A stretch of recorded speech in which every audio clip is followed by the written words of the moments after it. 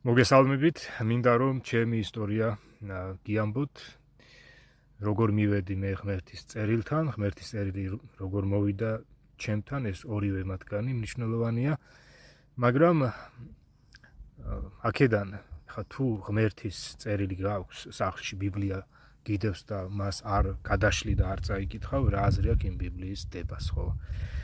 მე აგერ ოჯახებში მინახავს ბიბლია რომ უდევთ და არ კითხულობენ. მინახავს ასეთი ის.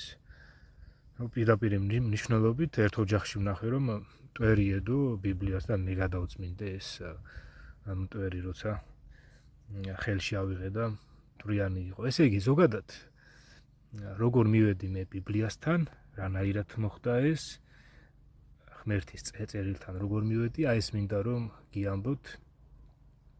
შევეცდები რომ აი თანმიმდევრულად გავყვე ამას და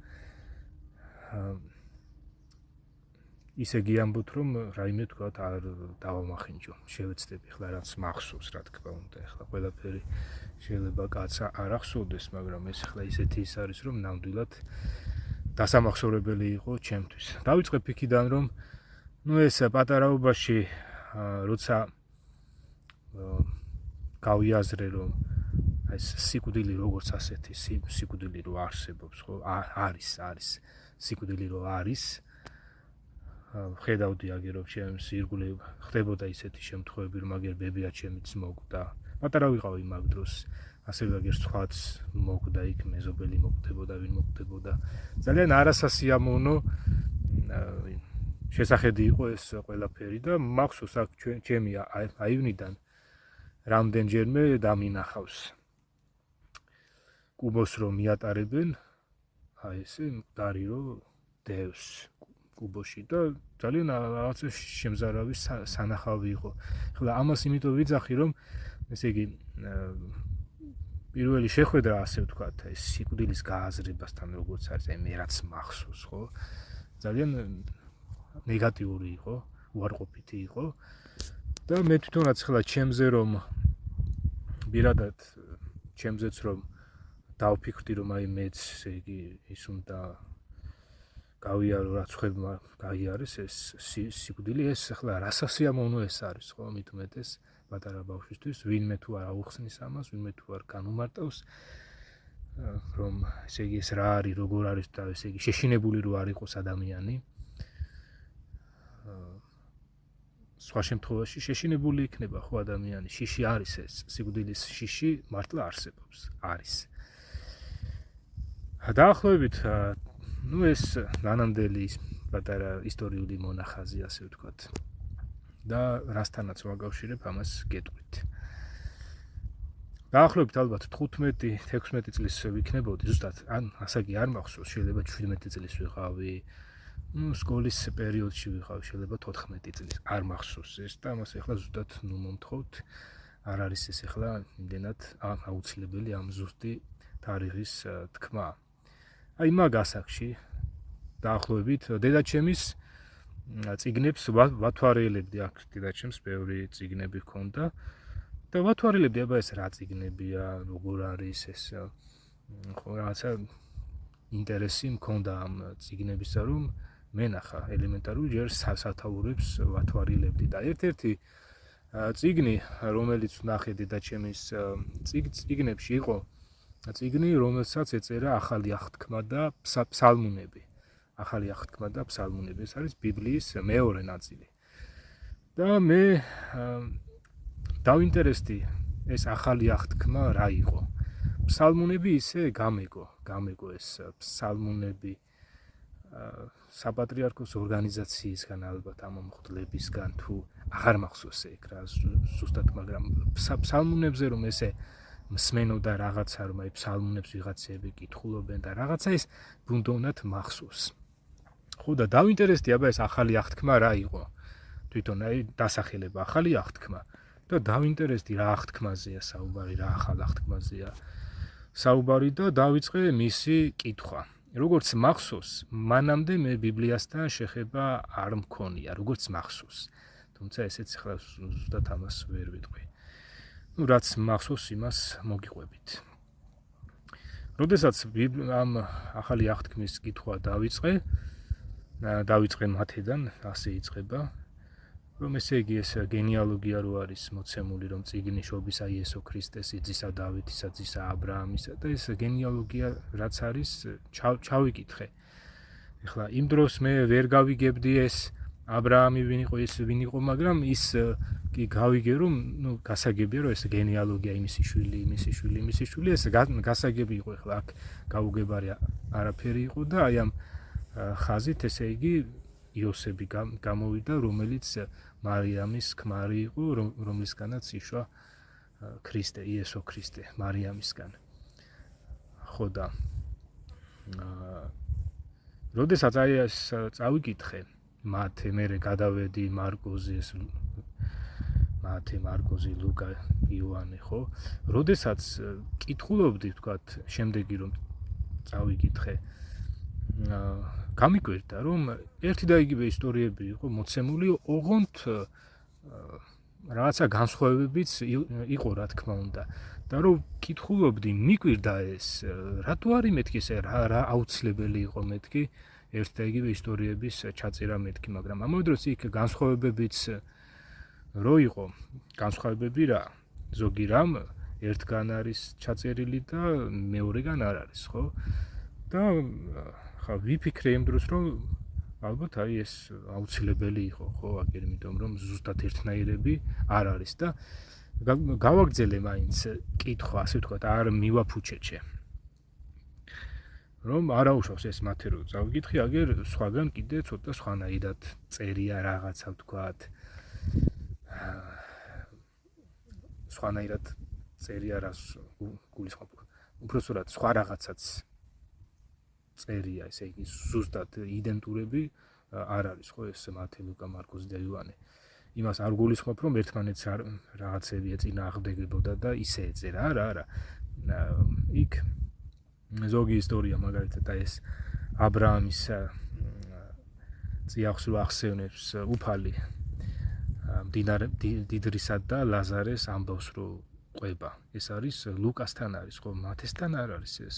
ესე იგი ლუკაც მაწვდიდა რაღაცა ახალ ინფორმაციას, რომელიც მე არ წამიკითხავს მათესთან.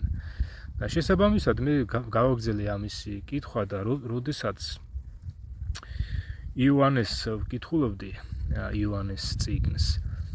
აი ამან ჩემზე ძალიან ისეთი დიდი ზეგავლენა მოახდინა იესოს სიტყვებმა, სადაც იგი ამბობს, რომ ჩემი მორწმუნე კიდეც რომ მოკვდეს, იცოცხლებსო და მისი მონოლოგები რაც არის, ესე იგი, როცა ამას ვკითხულობდი, ძალიან შემეხო, ასე ვთქვათ, ეს სიკვდილის პრობლემაც მაწუხებდა, უკვე ვიცოდი იმ დროს სიკვდილი რა არის, ხო, ვიცი რაც არის, ხო? და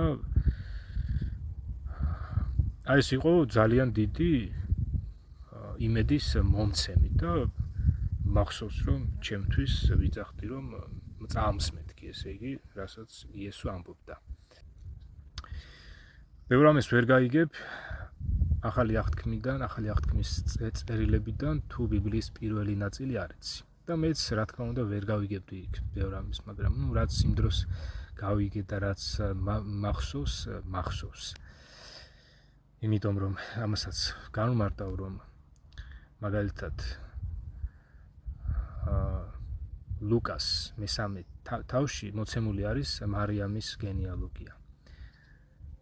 მათეს პირველ თავში არის იოსების გენეალოგია. და იქ ჩამოთვლილნი არიან ისეთი პიროვნებები, რომლებიც ახალი აღთქმის რომელთა ისტორიებიც ჩაწერილი არის ბიბლიის პირველ ნაწილში. თუნდაც აბრაამის ისტორია, ისაკის, იაკობის, უფრო ადრე ადამის ისტორია, აგერ ადამი მოხსენებული არის ლუკასთან მესამე თავში გენეალოგიაში, მარიამის გენეალოგიაში.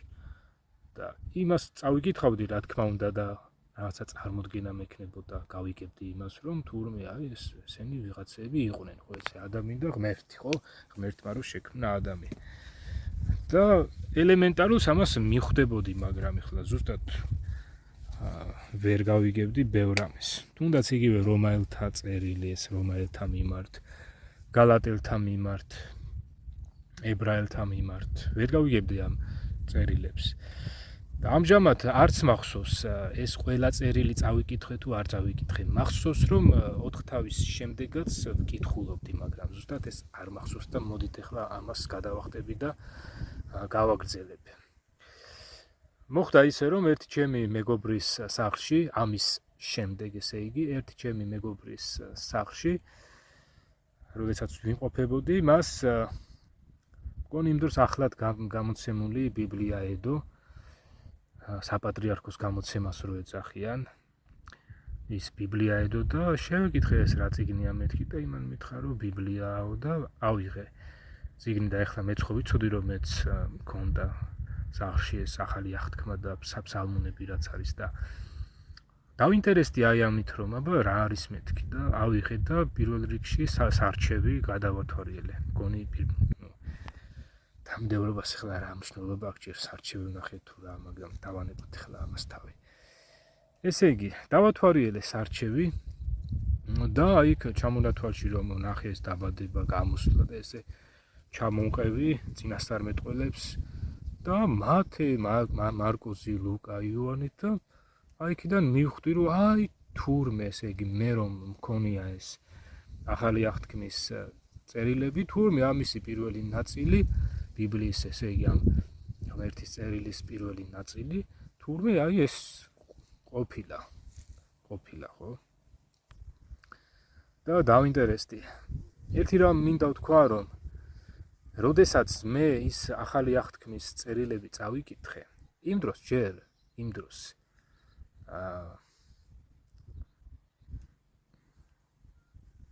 იმ დროს არც ვიცოდი ეს მრავალი რელიგიური ორგანიზაცია თუ არსებობდა, რომლებიც დაჟინებით ესე იგი თავიანთ თავს წარმოაჩენენ და ერთმანეთსაც ეწინააღმდეგებიან და ამდენი რელიგიური ორგანიზაცია, რომლებიც ნადირობენ ადამიანებზე. ნადირობენ, რომ რაც შეიძლება მეტი წევრი ავდეს ამა თუ იმ რელიგიურ ორგანიზაციას. იმ დროს ეს არ ვიცოდი. ეს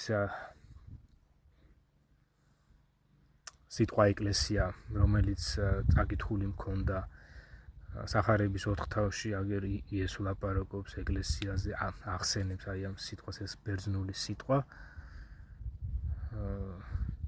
სიტყვა მოხსენიებული არის ბერძნულად და გადმოთარგმნილი არ არის ქართულად.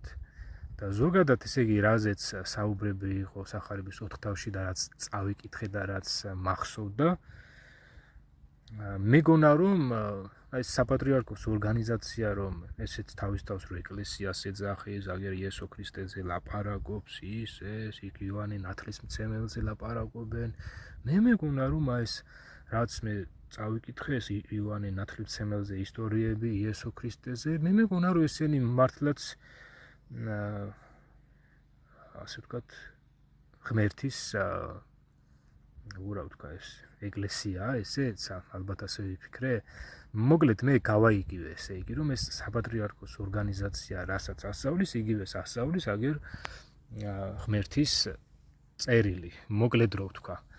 არ მინდა ეხლა ძალიან ისე რაც მახსოვს იმას მოგიყვებით, ეს დიდი ხნის ამბავია და ყველაფერი დაძრულებით არ მახსოვს მართლა, მაგრამ აი ძირითადად რაც მახსოვს რომ თქვენ წარმოდგენა იქონიოთ აი ამაზე როგორ მივედი მე ბიბლიასთან და რანაირად მოხდა ეს ყველაფერი.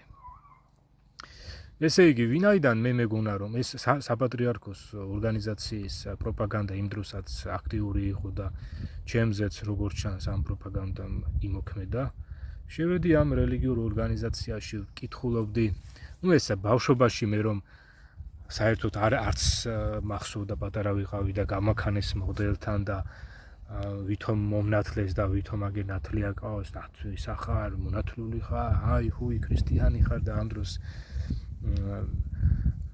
სინამდვილეში ეს არ არის სწორი, ეს რასაც ეს მღვდლები აკეთებენ, არ არის გაქრისტიანება ბავშვებს რასაც უკეთებენ. ხო ეს გასაგებია რომ ბავშვობაში მეც მომნათლეს და ვითომ ესე მომნათლეს, ესე იგი წყლით. მაგრამ უშუალოდ მე როცა ეს ახალი აღთქმა და ფსალმუნები წავიკითხე და მეგონა რომ ეს საპატრიარქოს ორგანიზაციაც ამას ასწავლიდა, რასაც აგერ ეს წერილები ასწავლიან. ასე ვთქვათ, ავყევი ამ საპატრიარქოს ორგანიზაციის პროპაგანდას. მაშინაც ახალგაზრდა ვიყავი. პატარა ვიყავი ასაკით. და აქტიურად ვკითხულობდი ამ ბერების ცხოვრებას, იქ სხვადასხვა ეგრეთ წოდებული ეს პატერიკული ისტორიები რო არის, ვკითხულობდი მათაც. და აი აქეთკენ წავედი მე, ესე იგი, ბიბლიას კი არ ჩაუჯექი ისე რომ აი მოდი აბა ეს ვისწავლოთ და რაღაც არა. აი აქეთკენ წავედი ამ პროპაგანდით, მაგრამ მე ეს გურწფელად ჯეროდა ალბათ თუ როგორ იყო, ალბათ ჯეროდა გურწფელად პირდაპირ ამათთან რომ ალბათ არა, ჯეროდა კი როგორ არა, ალბათ არა. ალბათ რა შუაშია. რადგან ამ ორგანიზაციაში შევედი, აი მახსოვს, რომ ამ ორგანიზაციის მიერ დადებულ ეგრეთ წოდებულ პატერიკულ ისტორიებს ვკითხულობდით მთელი გულმოდგინებით და გურწფელად. და ჯეროდა, ნამდვილად ასე იყო, აქ ალბათ ზედმეტია. ამის მერე გავიდა გარკვეული დრო და მოხდა ისე, რომ ჩემი ნათესავები იყვნენ ჩვენთან სტუმრად, ჩემი ბიძაშვილი, აგერ ჩემი ბიძაშვილი, დედამისი, ჩემი, ესე იგი, მამაჩემის დეიდაშვილი, მამიდათ რომ ეკუთვნის და აი ასე საუბრობდით ერთმანეთში და იმ დროს საუბარი ჩამოვარდა იმაზე, რომ ეს ჩემი ბიძაშვილი ნინო არ იყო მონათლული. ხო და საუბრობდით აი ამაზე და მე შემომთავაზებსავით მითხრა მამიდაჩემმა, რომ შენ მონათლეო. ხო და მეც რატომაც არა ეხლა ეს იმ დროს ამაზე უარი არ მithქვია, მაგრამ მაინტერესებდა ეს სწორი იყო თუ არა, რომ ჩემი ბიძაშვილი მომენათლა. და ამ დროს დაურეკე ჩემს ერთ ნაცნობ მღვდელს, შევეკითხე, კითხვა დაუსვი, შეიძლება თუ არა რომ ჩემი ბიძაშვილი მოუნათლო, მეთქი, მან მითხრა რომ კი შეიძლებაო. ამავე დროს შეიძლება რომ აგერ შენი ძმისშვილიც მონათლოო და ნუ ამაზე ვისაუბრეთ იმ დღესაც, მე სხვა დროსაც ვისაუბრეთ, რომ შეიძლებოდა და პრობლემა არ იყო. მაგრამ მე ვფიქრობდი ასეთ რამეს, რომ ჯერ ამ ჩემი ბიძაშვილისთვის უნდა მესწავლებინა ეს ნათლობა რა იყო, ეს ქრისტიანობა რა არის, ჩვენი სარწმუნოება რა არის, ჯერ ამისთვის უნდა მესწავლებინა და შემდგომ თუ კი მას მოუნდებოდა, მოუნათლავდი. არ მინდოდა ესე პირდაპირ მღვდელთან წავსულიყავით და რაღაცა რიტუალში მიგვეღო მონაწილეობა, იმიტომ რომ ჯერ ჩემს ბიძაშვილს უნდა ესწავლა და მე თვითონ უნდა გადაწყვეტილება მიეღო, მოინათლებოდა თუ არ მოინათლებოდა. ესე იგი, ჩემი მოტივი აი ეს იყო, რომ მოდი ჯერ მე ვისწავლი კარგად, ესე იგი, აი დაწვრილებით, მე შევისწავლი ჩვენს სარწმუნოებას და მე ჩემს ბიძაშვილსაც ვასწავლი მეთქი. ხლა მე არ მინდოდა ისეთი ნათლია ყოფილიყავი, რომ აი ნათლულებს რო არაფერს ასწავლიან და შესაბამისად ეს ურთიერთობა რო არა აქვთ ხოლმე ისეთი და მე მინდოდა რომ ჯერ მე მესწავლა, მე მისთვის მესწავლებინა. ამეხსნა ეხლა მე რომ დავლაპარაკებულიყავ ჯერ მე ხო უნდა ცოდნოდა ბევრი რამ, თქვათ ეს თანმიმდევრულად ეს ჩვენი სარწმუნოება რა არის და რატომ უნდა მოინათლო, ასე შემდეგ. ჯერ მე მინდოდა მესწავლა და მე ჩემი ბიძაშვილისთვის მესწავლებინა, თუ მოუნდებოდა მე მოუნათლავდი. ეს იყო ჩემი მოტივი. და ამ მოტივით მე თვითონ შევუდექი ჩვენი სარწმუნოების შესწავლას, აი ამ მართლმადიდებლობის შესწავლას, რა სარწმუნოებაც მიმაჩნდა მე რომ ეს ჩვენი სარწმუნოება იყო და მინდოდა რომ შემესწავლა და დავიწყე ნათლობის საკითხის შესწავლა, აი როგორ ხდება გაქრისტიანება, ნახეთ ეს მონათვლით ხო, მღვდლებიც ხო იძახიან, რომ აი მონათვლით ხდება გაქრისტიანება, ისა და ესე იგი დასაწყისი რა არის, ხო თქვათ ეს მონათვლით თუ დავიწყებდი ეს იქნებოდა ლოგიკურიც, ხო? ეხლა მე რასაც გელაპარაკებით, ვინაიდან ეს ჩემი ბიძაშვილი მინდოდა რომ მომენათლა და თან ეს მღვდლებიც იძახდნენ და ეხლაც იძახიან რომ აი ნათლობით ხდება გაქრისტიანება, დაწყება ესე იგი, ხო? შესაბამისად მეც აი აქედან დავიწყე. ანუ ეს ჩემი დასაწყისი არ ყოფილა უთაობოლო. არა, მე აი აქედან დავიწყე და მოდი აბა ჯერ ამ ნათლობას შევისწავლი მეთქეს. ნათლობა რა არის, რატომ უნდა მოინათლოს და ზოგადად რას კითხვებიც შეიძლება არსებობდეს ამ ნათლობასთან დაკავშირებით. როდესაც მე კითხულობდი ნათლობასთან დაკავშირებით საპატრიარქოს ორგანიზაციის გამოქვეყნებულ ასე ვთქვათ დოკუმენტებს,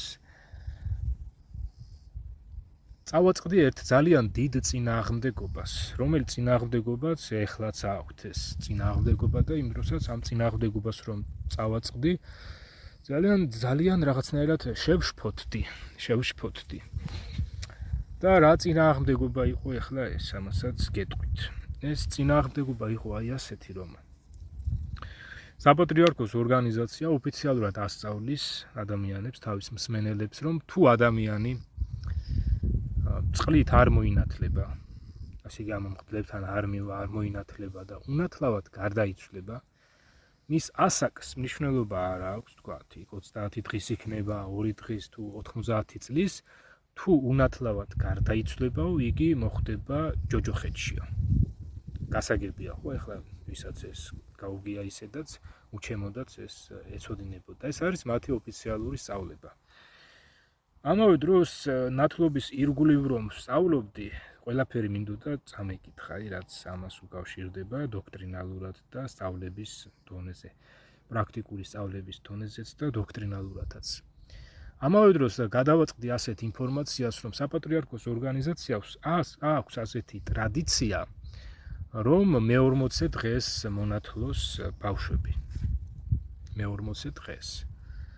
ამას თავისი გარკვეული მიზეზებით ხსნიან, გარკვეული ასეთი მიზეზებით, რომ აი მე-40 დღეს, ხო, ეს კიდე ცალკე სხვა სალაპარაკოა, ეხლა ამას არ გავყვები. ესე იგი, ამ ორგანიზაციას აქვს ასეთი ტრადიცია, რომ მე-40 დღეს მონათლოს ბავშვები და ზუსტად აი აქ წავაწყდი წინააღმდეგობას, რომ თუ კი შენი ორგანიზაცია, შენ ვთქვათ, მეუბნები რომ მე-40, ესე იგი, თუ კი შენ მეუბნები იმას, რომ უნათლავად ჩემი შვილი თუნდაც 2 დღისა იყოს და გარდაიცვალოს და ჯოჯოხეთში მოხდება, მაშინ რაღაცომ მეუბნები იმას, რომ მე-40 დღეს მომიყვანე ბავშვი მოსანათლად, იმიტომ რომ მე-40 დღემდე შეიძლება იმ ჩემმა შვილმა ვერ მიაღწიოს. ხდება ისეთი მოულოდნელი რაღაცები, ხდება ეს, რომ მოულოდნელად ახალშობილი ბავშვიც კი გარდაიცვალს, ან 2 დღის, ან თქვათ 30 დღის, ან 40 დღემდე მივაღწევ. შეიძლება 39 დღის გარდაიცვალოს. რაღაცა ესე იგი ისეთი მოხდეს. მოულოდნელად, ესე იგი, რას ნიშნავს? ან თქვათ იქ არც დაავადებულია ჩემი შვილი, არც არაფერი, თქვათ აი სამშობიაროდან გამომყავს ჩემი ოჯახი და უცბად გზაში ავარიაში მოვყევით და მომიკვდა შვილი. და ამ დროს არის თქვათ 5 დღის, 1 კვირის, 2 დღის ჩემი შვილი. ამ დროს ეს საპატრიარქოს ორგანიზაცია ამბობდა და ეხლაც ამბობს, რომ ოფიციალურად რასაც ამბობს ეხლა ზოგიერთი მღვდელი შეიძლება უკვე სხვანაირად ლაპარაკობს, ზოგიერთი ოღონდ. მაგრამ ოფიციალურად აი ასე ასწავლიან, რომ ჯოჯოხეთში მოხდება, ესე იგი, უნათლავად თუ კი 2 დღის ბავშვი უცბად გარდაიცვლება და ავდექი და ეს წინააღმდეგობა რომ დავინახე, იმ ჩემს ნაცნობ მღვდელსაც დავურეკე და გავისაუბრე ამაზე. ახლა როგორც მახსოვს, იმ კაცმა მითხრა, რომ ესე იგი მე შევეკითხე, რომ აი ეს რო არის მეთქი, რატო არის მეთქი წინააღმდეგობა, ეს ხო აშკარა წინააღმდეგობაა რა, ეს ხო წინააღმდეგობა არის მეთქი და იმან მითხრა, რომ მგონი ასე მითხრა, რომ რაც მახსოვს ახლა მგონის იმიტომ ვიძახი, რომ ხო წინააღმდეგობა არისო, მაგრამ არ ვიცი რატოა ეს წინააღმდეგობაო, თუ რაღაცა ვერ არისო რა, ის რიგზეო თუ რაღაცა მითხრა მსგავსი. ამიტომ ვინაიდან ეს ზუსტად არ მახსოვს, ამას ახლა არც აქვს ისეთი მნიშვნელობა რა, რომ აუცილებელი მნიშვნელობა არ აქვს ამ ინფორმაციის დაზუსტებას. მოკლედ მე ამ პასუხებმა არ დამაკმაყოფილა, იმიტომ რომ მე მინდოდა რომ ეს გამერგვია მართლა ეხლა ეს რანაირი ის არის ეხლა თუ უნათლავად ბავშვი მოკვდა 30 დღისა და იგივე შენ მეუბნები რომ ამ შემთხვევაში ჯოჯოხეთში წავა და თან მეუბნები მე-40 დღეს მომიყვანე ბავშვი მოსანათლად თუ მე-40 დღემდე ვერ მიაღწია და ეს რა ის არის ხო წინააღმდეგობა არის ეს მოკლედ დავიწყე ამაზე გამოძიება ვეძებდი ინტერნეტში ინფორმაციებს რა ინფორმაციები არსებობს საერთოდ აი ამ მღვდლები თუნდაც რას ლაპარაკობენ ან ზოგადად ვინც გინდა ის იყოს ნებისმიერი ადამიანი თუ ამაზე დამელაპარაკებოდა და გავიგებდი მისგან რა თქმა უნდა კარგი იქნებოდა და მახსოვს ამ ძიების პროცესში როცა ვეძებდი ინფორმაციებს იქ ვიღაცამ მითხრა რომ აი თუ რამე განსაცდელშია ბავშვიო ჩავარდნილი შეიძლება მშობელმაც კი მონათლოს ან ახლობელმაო ან იმანო ან ამანო და ეგ რა შუაშია მე იმ დროსაც ასეთი კითხვები მქონდა რომ შეიძლება ადამიანი ჩემდა მოულოდნელად მოკვდეს ესე იგი არც რაიმე სნეულებაში იყოს არც არაფერი უცბად მანქანას შეეჯახოს რომელშიც ბავშვი ზის და მოკვდეს ხო ეხლა სად მონათლოს უცბად მშობელმა ის ბავშვი ეს რაღაცა სასაცილოა რა სასაცილო არის როდესაც ინტერნეტში დავიწყე ნათლობასთან დაკავშირებით ამ ინფორმაციების მოძიება მაინტერესებდა იქნება ეს ბერები თუ ეს მამებს რო ეძახიან იქნება ვინმე საუბრობდეს ამ ნათლობაზე გადავქეკე ინტერნეტ სივრცეს იგი ვერაფერი ვიპოვე კონკრეტულად ამასთან დაკავშირებით ეს უნათლავად ეს მართლა მიდის ჯოჯოხეთში მე-40 დღეს აბარატოა დაწესებული ტრადიცია მოკლედ ამაზე ინფორმაციას ვერ გადავაწყდი იქ ბევრი ვიდეოები იყო დადებული ზოგადად ამ მღვდლების აგერ თეოდორე გიგნაძეც ხშირად დებდა ხოლმე ამ ვიდეოებს და ვუსმენდი ესე იგი აბა ამ ნათლობაზე კონკრეტულად აი ამაზე თუ რამეს იტყვის იმიტომ რომ მე მანამდე რომელ მღვდელსაც დავილაპარაკე პასუხი ვერ გამცეს მართლა ვერ გამცეს პასუხი ესე იგი როდესაც ამ ძიების პროცესში ვიყავი YouTube-ზე სხვადასხვა ჩანაწერებს ვეძებდი გადავაწყდი ბატონი რეზო ბაქრაძის აუდიო ჩანაწერს რომელ აუდიო ჩანაწერშიც იგი საუბრობდა ამ მღვდლებზე და სამღვდელო ინსტიტუტზე და იგი ამბობდა რომ ეს სამღვდელო ინსტიტუტი არის გაუქმებული რამდენჯერმე გაიმეორა მგონი იმ ჩანაწერში და ამბობდა რომ აგერ ბიბლია ვისაც გაქვთ ხო გაქვთ ზუსტად ეს სიტყვები არ მახსოვს როგორ ამბობდა ამას მაგრამ აგერ წაიკითხეთო და გაიგებთო ხო რამდენჯერ მიახსენა ეს რომ სამღვდელო ინსტიტუტი არის გაუქმებული და აი ამის მოსმენისას მე დავინტერესდი აი ამით დავინტერესდი რომ მართლაც ეხლა მე ასე ვფიქრობდი რომ თუ ეს სამღვდელო ინსტიტუტი ესე იგი ეს მღვდლები გაუქმებულია მაშინ გამოდის რომ ამათ მონათლის უფლებაც არ აქვთ რომ ვინმე მონათლონ ხო რა შუაში ესე იგი თუ ესენი ღმერთს არ დაუდგენია მაშინ მით უმეტეს მონათლაც არავისი შეუძლიათ ხო და ვიფიქრე რომ ახლა თუ ამ კაცმა გაიგო ის რომ სამღვდელო ინსტიტუტი გაუქმებულია და იგივე ბიბლია ამ კაცს აქვს ისევე როგორც მეც მაქვს ეს ბიბლია მოდი ამას წავიკითხავ მეთქი და მეც გავიგებ მეთქი ახლა ღმერთმა იმას თუ გააგებინა მე რატო ვერ გამაგებინებს ხო მეც გამაგებინებს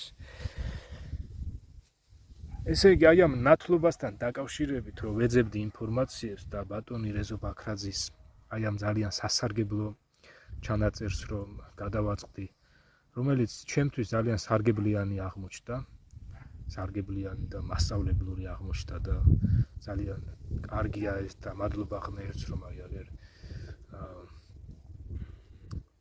ასე ვთქვათ, აი მეც რეზო ბაქრაძე გამომიგზავნა, რომ აი ასე ამგვარად აი ამ კუთხით ჩემთვისაც ასე მოეწოდებინა ინფორმაცია და მადლობა ბატონ რეზუსაც რომ ძალიან ასე ვთქვათ მასწავლებლური იყო ეს და მიმთითებლური იყო რომ აგერ მეც ბიბლია წამეკითხა და იქიდან გავიგებდი და იმ დროს როდესაც მე ნათლობის თემასთან დაკავშირებით ინფორმაციებს ვეძებდი და ბატონი რეზო ბაქრაძისგან მოვისმინე ეს რომ სამღვდელო ინსტიტუტი ქრისტემ გააუქმა ზუსტად ამაზე დავფიქრდი რომ ესე იგი თუ ეს სიმართლეა მაშინ საერთოდ მონათლაც არ შეუძლიათ ამათ ხო იმიტომ რომ მე ნათლობაზე მაინტერესებდა ჯერ იმ დროს და ვიფიქრე რომ მოდი აბა მეც თავიდან ბოლომდე დაწვრილებით წამეკითხა ისევ ხელახლა და მეც გამეგო ესე იგი აბა მართლა ეს ამ მღვდლებზე აბა სად რა წერია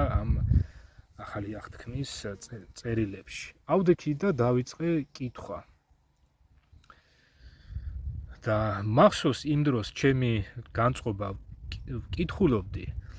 კითხულობდი და მინდოდა რომ ბოლომდე წამეკითხა და რაღაცნაირად მოვიკრიბე ძალისხმევა თუ რაც ხო ახლა ამას რა დავარქვა რომ აი მოდი ეს უნდა ბოლომდე წავიკითხო მეთქი რომ აბა ამ მღვდლებზე სად რა წერია კონკრეტულად მღვდლები სად არის ნახსენები და რა წერია ამ მღვდლებზე კითხულობ ამას და წავიკითხე ესე იგი ეს მათე მარკოზი ლუკა იოანე საქმეები რომაელთა მიმართ ის ესე გავყევი და ვერ ვიგებ აბა ეს მღვდლებზე სადაც წერია, მაგრამ ბოლომდე წავიკითხავ. იმიტომ თუ აქ არ წერია, იქნებ ბოლოში წერია, თქვათ, ხო? არ ვიცი, თქვათ იმ დროს. ხო და აი ამ კითხვის დროს მივადექი ებრაელთა მიმართ წერილს და რო ვკითხულობდი, იქ ესე იგი ნამდვილად ჩაწერილი არის მღვდლებთან დაკავშირებით მთელი ეს ინფორმაციები და ამავე დროს დღევანდელობაში უკვე იესო ქრისტე რო არის მღვდელი მელქისედეკის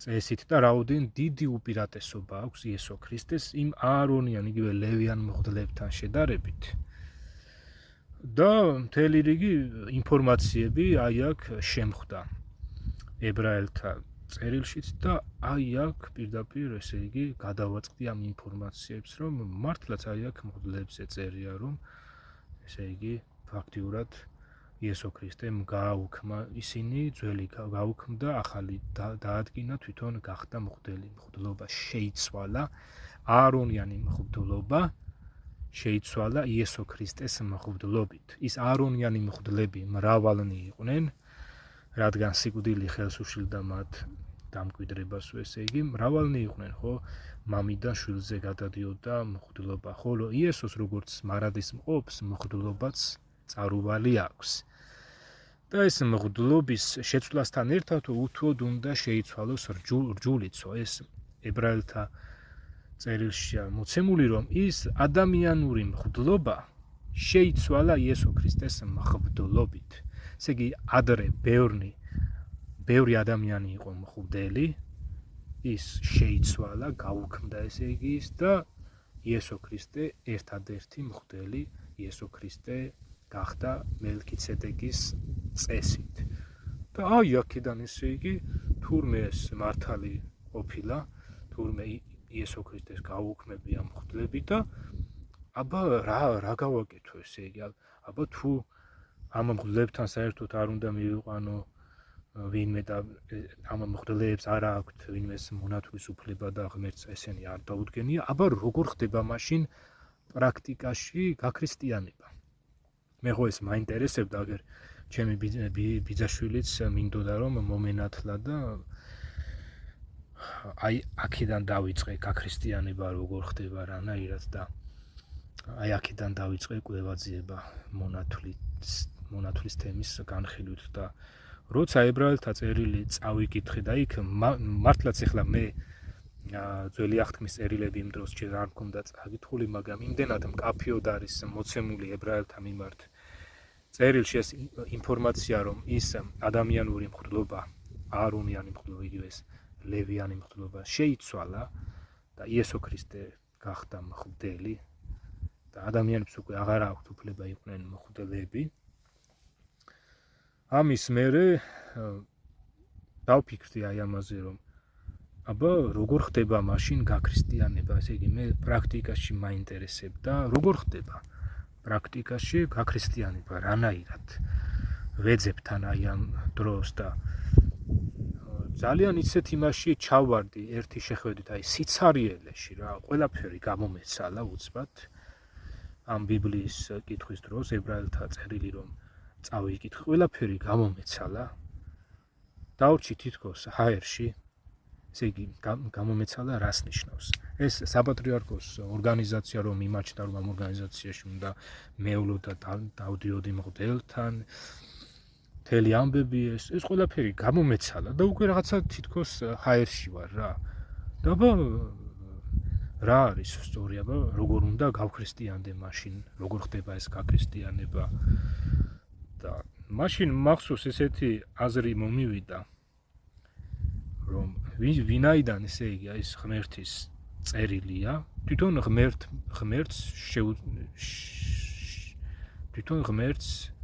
თვითონ ღმერთი მასწავლის აი ამასაც, ესე იგი ღმერთს შეუძლია აი ამისის სწავლაც, ხო, ესე იგი ვინაიდან ღმერთის წერილია, ღმერთი არ დამტოვებს მე უცოდინრობაში, რომ ესე იგი როგორ ხდება გადარჩენა და როგორ ხდება გაქრისტიანება, ამასაც გამაგებინებს, ხო? და ავდექი და მოდი ხელახლა წავიკითხავ მეთქი და ხელახლა დავიწყე ახალი აღთქმის წერილების კითხვა. იმ დროს ჯერ ეს ბიბლიის პირველი ნაწილი არ მქონდა წაკითხული. დავიწყე ხელახლა, ესე იგი წაკითხვა ახალი აღთქმის წიგნებისა. ვკითხულობ ეს მათე, მარკოზი, ლუკა, იოანე წავიკითხეთ, ხო? და გადავედი მოციქულთა საქმეებზე და ამასაც ესე დინჯად ნელ-ნელა კითხულობდით. ან ისე ვიყავი იმ დროს დაწაფებული, რომ ჩვეულებრივად ესე გადაკითხვით ვკითხულობდი, რომ ეხლა არა ისე რომ დღეში 2 თავი წამიკითხა და რაღაცა, ეს ძალიან არასერიოზულია. დღეში 2 თავის წაკითხვა და წელიწადში რამდენს წაიკითხავ, ესე იგი როგორ უნდა გაიწელოს ეს, სანამ ბოლომდე გახვალ პირველი თავები შეიძლება საერთოდ დაგავიწყდეს, ხო? ჩვეულებრივად უნდა წაიკითხო და ამისი პრაქტიკა არის, აგერ ბიბლიაშიც არის ამაზე ინფორმაციები, აგერ მეფე იოშიას პირდაპირ წაუკითხეს ერთი წაკითხვით მოსეს რჯული და შესანიშნავად გაიგო მეფე იოშიამ, მას მანამდე წაკითხული არ ჰქონდა.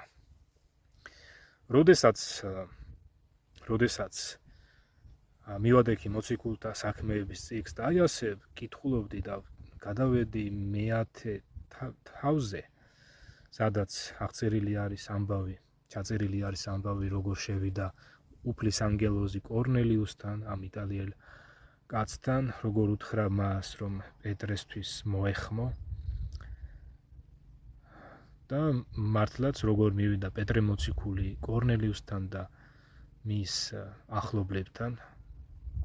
ესე იგი, როდესაც კორნელიუს ეს ანგელოზი გამოეცხადა, უფლის ანგელოზი და უთხრა, რომ პეტრესთვის დაეძახნა, კორნელიუსმა თავისი ახლობლები შეკრიბა თავის სახლში და ყველანი ერთად ელოდებოდნენ პეტრეს, რომ აბა პეტრეს რა უნდა ეთქვა ისეთი, რომ ესე იგი, რაც ღმერთს ჰქონდა მისთვის დავალებული, ხო, პეტრესთვის.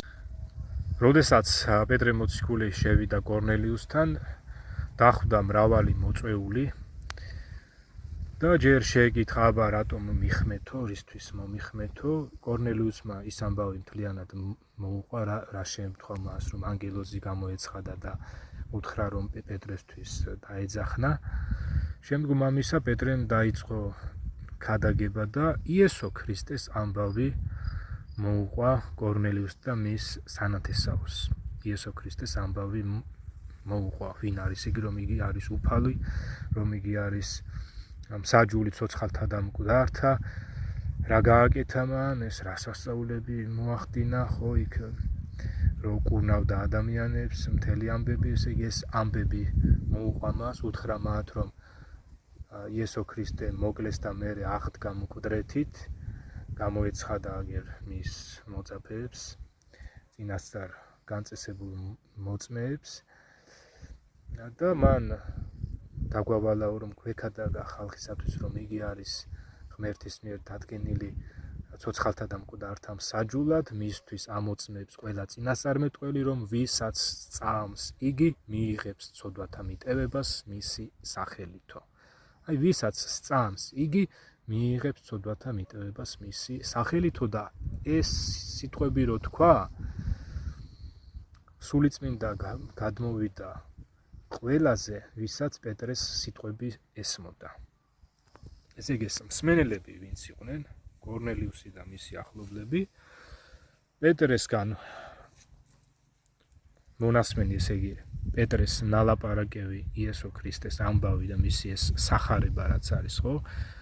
იესო ქრისტეს შესახებ ეს სასიხარულო ამბავი პეტრესგან მოისმინეს, ირწმუნეს, დაიჯერეს და პირდაპირ უფალმა მონათლა ისინი სულიწმინდით და აი ამას რო ვკითხულობდი, აი იქ გავიგე, ესე იგი, გავიგე პრაქტიკაში ძალიან კაფიოდ, აი იმ დროს გავიგე, აი ამ მაგალითიდან, რომ აი ასე ხდება გაქრისტიანება რა, ესე იგი, პრაქტიკაში.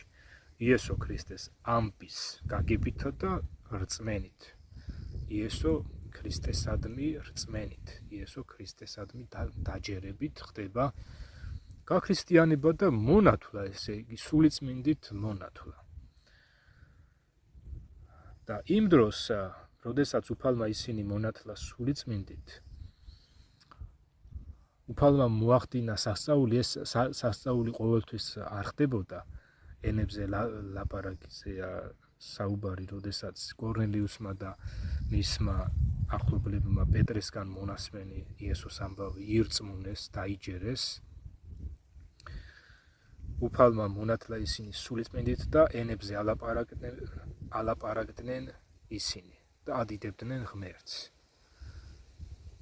ენებზე ალაპარაკდნენ ისინი და ეს იყო სასწაული, იყო დამამტკიცებელი გამოვლინება იყო იმისა, რომ ისინიც მოინათლნენ სულიწმინდით. და პეტრეს იმ დროს 6 ებრაელი მორწმუნე ძმა ახლდა თან, რომლებიც წინადაცვეთილები იყვნენ. ეს იტალიელები წინადაცვეთილები არ იყვნენ. მიუხედავად ამისა, ისინი ისევე მონათლა უფალმა სულიწმინდით, როგორც მანამდე ებრაელები. და ამ დროს პეტრემ რო დაინახა ეს, რომ ისინი მოინათლნენ, ესე იგი, ამ წინადაცვეთილ მორწმუნეებს უთხრა, რომ ვინ დაუკავებსო წყლით მონათლას ამათო, ვინცო ჩვენსავით მიიღესო სულიწმინდაო და უბრძანა მათ, რომ წყლითაც მონათლულიყვნენ, ესე იგი, ნათელეღოთ იესო ქრისტეს სახელით. უბრძანა ეს. ესე იგი, ეს წყლით მონათლა კი არ უსწრებდა წინ ამ შემთხვევაში იესო ქრისტესადმი რწმენას, არამედ იესო ქრისტესადმი რწმენა და გაქრისტიანება უსწრებდა წინ ამ წყლით მონათლას.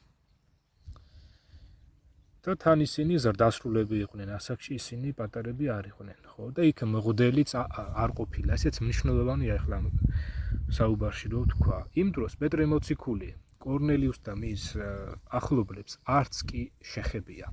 ხელიც კი არ დაუდია, ისე მონათლა ისინი სულიწმინდით.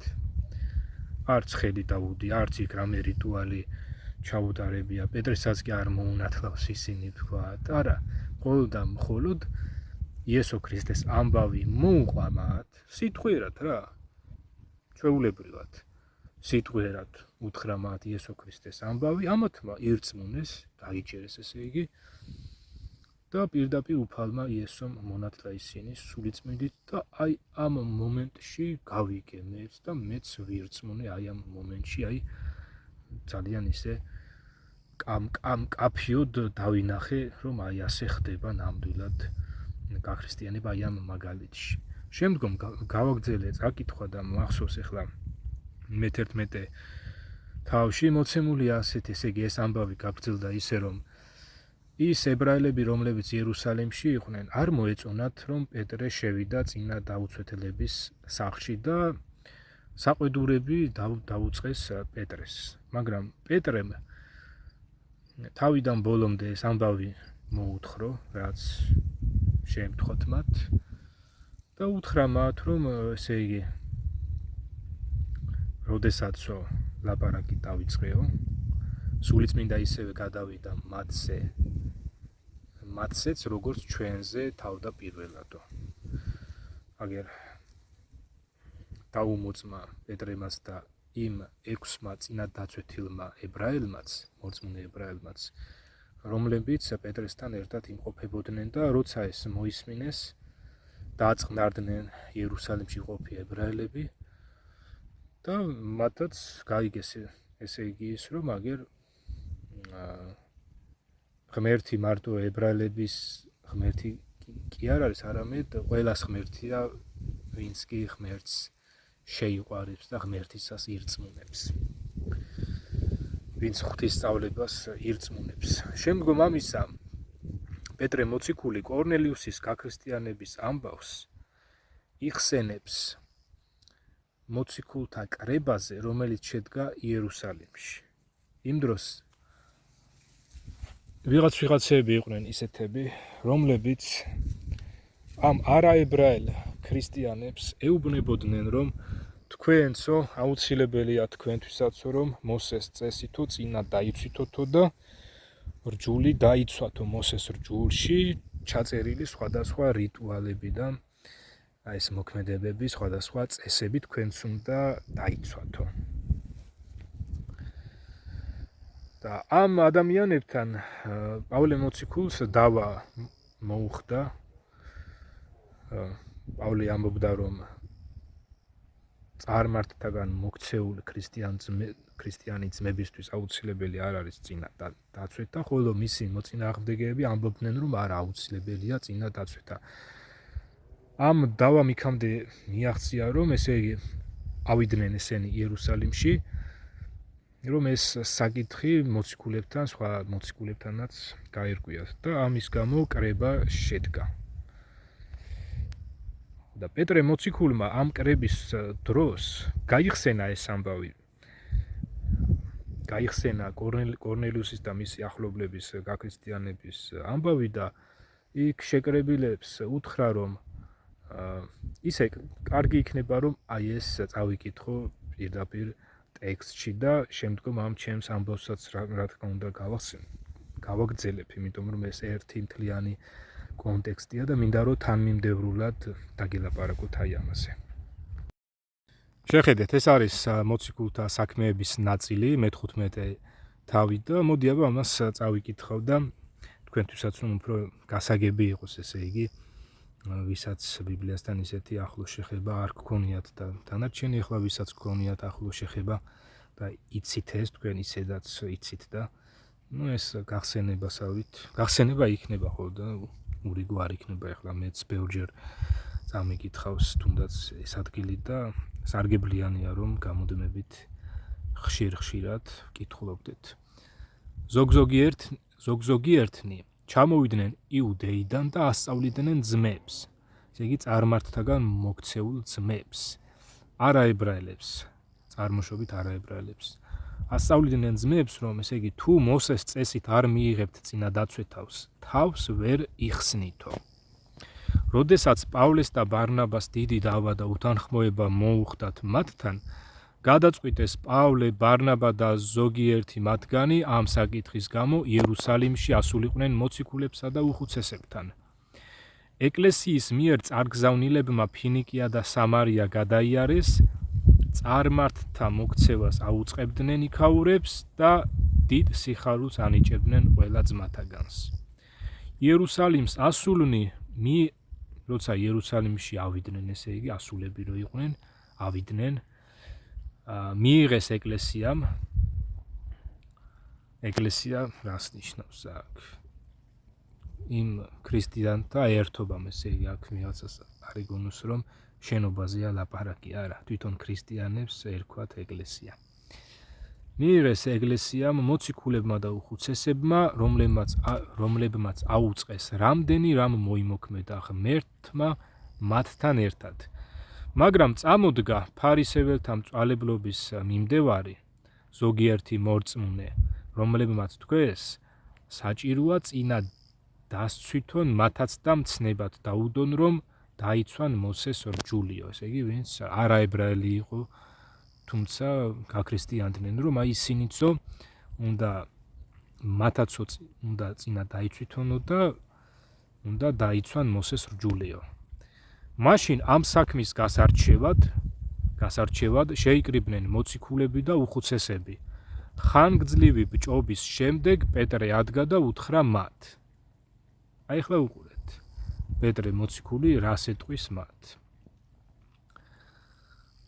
კაცნო, ძმანო, ხომ იცით, რომ ღმერთმა პირველი დღეებიდანვე ამომირჩია თქვენს შორის, რათა წარმართებს ჩემი პირით მოესმინათ სახარების სიტყვა და ერწმუნათ. გულთამხილავი ღმერთი ემოწმა მათ, რა კი მათაც ჩვენსავით მისცა სულიწმინდა.